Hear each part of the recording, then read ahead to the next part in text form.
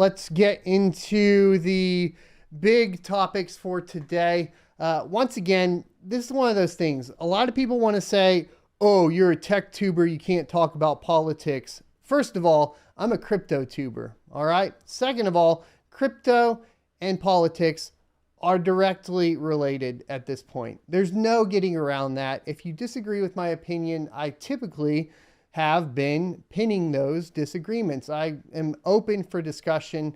I don't want to make it feel like I'm not. I know that sometimes I may be having a bad day. Maybe I respond poorly. I apologize for those times. I'm human just like everybody else. And when you're getting blasted with comments all the time, you kind of slip up. That's the way it goes. I'm going to try to do better. That's my commitment to y'all. I want open discussion about this stuff, but we're not going to avoid it because some guy on Twitter says that I shouldn't be talking about it. That's just not going to happen. It's the way it is. And today is going to be no different. We're going to have a lot of discussion surrounding it. So Bitcoin is decoupling from US tech stocks as its volume on Russian exchanges soars. Bitcoin, the world's premier cryptocurrency, finds itself at the center of a growing schism in the world of finance as the West attempts to impose punitive sanctions on the Russian financial system for Putin's unprovoked incursion into Ukraine, while Russian citizens seek to salvage their savings by turning towards Bitcoin.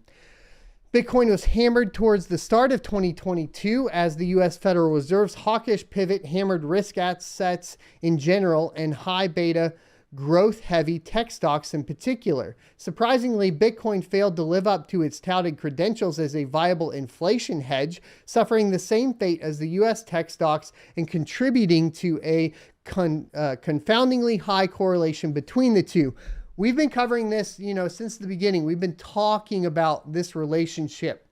We also made the distinction between Ethereum and Bitcoin. An important distinction here is going to be the fact of, equity versus commodity, and the difference between Bitcoin and Ethereum draws these lines out. Please go watch the previous videos if you want more detail on that topic in particular. The point being, though, is that if we take a look at Bitcoin, and frankly, I think a lot of the Bitcoin maxis are correct here. And for maxis, maximalists, people that are pretty much Bitcoin or nothing, I think they are correct here in the fact that it should decouple from tech stocks. Do I think Ethereum and other cryptocurrencies in the like should decouple from tech stocks? And I would say no. And that is primarily because of VC funding, early investment, basically a controlled governance by the developers, etc. That throws it into the bucket of a tech stock as far as how it should be approached from an investment standpoint. Does that mean you don't invest in Ethereum? Not necessarily, and this isn't financial advice. And I think that both can coexist, but I don't think that you should get the two conflated and think that you have the same protections that Bitcoin offers when you are investing in Ethereum. And we're starting to see that play out as we get further and further into these crazy situations on an international scale right now. So there we go. We've attempted to explain the reasons behind this troubling development in a new series of articles that will go live as part of the WCCF Pro initiative. Nonetheless, short-term speculators appear to have provided a significant contribution towards this disconcerting correlation regime that prevailed from early January up until end of February. Against this backdrop, the Russia-Ukraine war seems to have provided a short-term reprieve to Bitcoin bulls. Consider the fact that Bitcoin is essentially flat over the past 1 month, while NASDAQ 100 is still down over 4%. Based on Thursday's closing price. This outperformance by Bitcoin was a result of relatively robust rally that coincided with Russia's invasion of Ukraine. As is evident from the snippet above, Bitcoin's correlation with S&P 500 index is currently hovering at 0.427. This means that 42% of the move in Bitcoin is explained by moves in the S&P 500 index. However, back on the 19th of January, this correlation stood at a whopping 0.674, or 67%. Readers should note that Bitcoin, with its decelerating supply addition, is often touted as digital gold. However, the cryptocurrency's high correlation with equities in general and high beta growth heavy tech stocks in particular over the recent past presented a direct threat to the claims that Bitcoin was a superior hedge against inflation. It is for this reason that we accord significant importance to Bitcoin's latest rally, as it has resulted in a shift in the narrative to one where Bitcoin is touted as a superior hedge against geopolitical shocks as well as financial repression. And that's a good point. I think, like, obviously we're getting pretty into what I would call an opinion piece here, but it would be an opinion piece that I agree with. And if we're taking a look at it objectively, it does appear to show that it has proven to be a hedge against geopolitical shocks and financial repression, and is pretty much the only one right now in the cryptocurrency space that I believe actually solves any of this, right? So there's now a growing consensus that Russian inflows seem to have played an important role in the advent of this new regime. Let's delve deeper. According to Saxo Bank, Russian households held around $200 billion in crypto assets in early February. Moreover, Ukraine has also legalized cryptocurrencies back in February, precipitating greater flows into this nascent sector. As Russia-Ukraine war ratcheted up, so did the incapacitation of the financial sector in both countries, with Ukraine's hammered by violence while Russia's degraded by Western sanctions.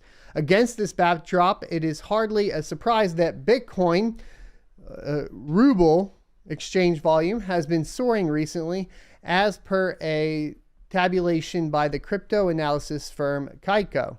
The snippet below details Bitcoin ruble price action on Binance. Notice the surge in bullish volume from late February into March, and this is where you can see it. Now, there is a point to be made here that is not just Bitcoin and ruble pairings here that are seeing this type of spike. Of course, Bitcoin and US dollar is seeing similar spikes. So we'll just take it with a grain of salt. This suggests that with an increasing number of Russian households have been buying up Bitcoin to prevent their savings from becoming worthless as the Russian ruble plowed new all-time lows. Moreover, Bitcoin was trading at 40% premium in Russia towards the start of March, suggesting outsized demand. Finally, Delphi analysts observed in a recent investment note, quote, the supply of Bitcoin held by smaller addresses saw a steep uptick, which could be a result of capital flight from ruble to Bitcoin. It's also important to note that this is what it's supposed to be. The smaller wallets need to spike. The middle class, the lower class, the people that are trying to basically protect themselves from the decisions of governments and banks.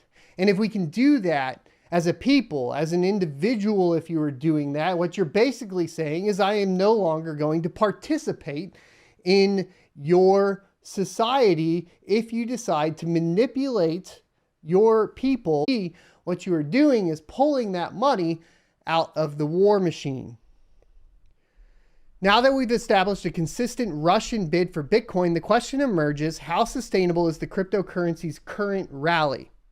The answer, quite frankly, is a resounding no. While the Russian bid seems to have staved off deeper price plunges, Bitcoin still remains vulnerable, as evidenced by its still considerable correlation with the NASDAQ 100. Moreover, bearish pressures appear to be building again.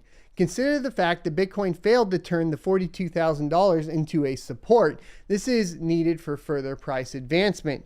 Crucially, both Bitcoin longs as well as shorts have been suffering from high liquidations, leading to whipsaws. And this is what happens when people get greedy. I mean, let's just be honest about it.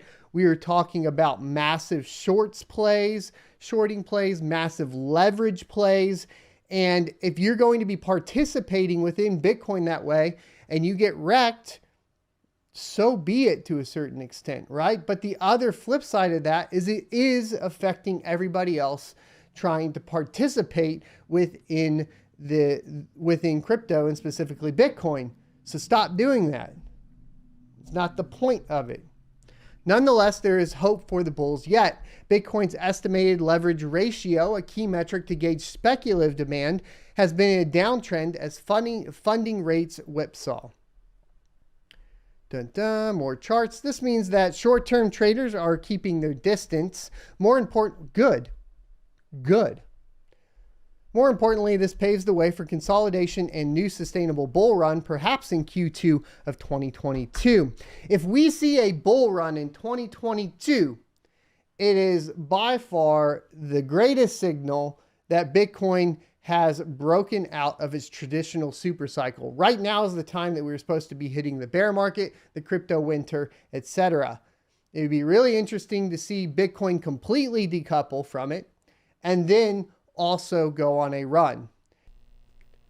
I hope you enjoyed this clip from the Crypto Mining Morning Show every Monday through Friday, 7:45 a.m. Pacific and 10:45 a.m. Eastern Time. You can check out more clips here, or if you're interested in checking out the entire live show, you can check that out down here. Thanks for watching, and I'll see you next Tuesday.